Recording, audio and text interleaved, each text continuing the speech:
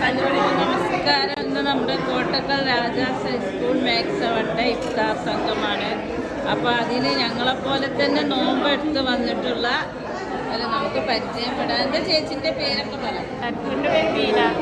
ഇങ്ങനെയുണ്ട് നോമ്പെടുത്ത് സൂപ്പറാണ്. ഒരു ബുദ്ധിമുട്ടൊന്നും തോന്നിയില്ല. അപ്പോൾ മനസ്സിലായി.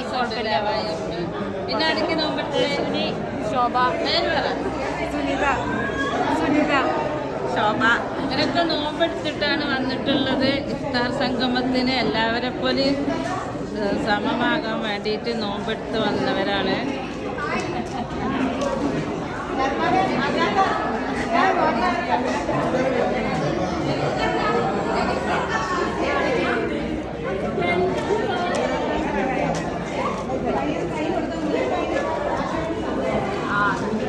ഇടയ്ക്ക് നോമ്പെടുത്ത്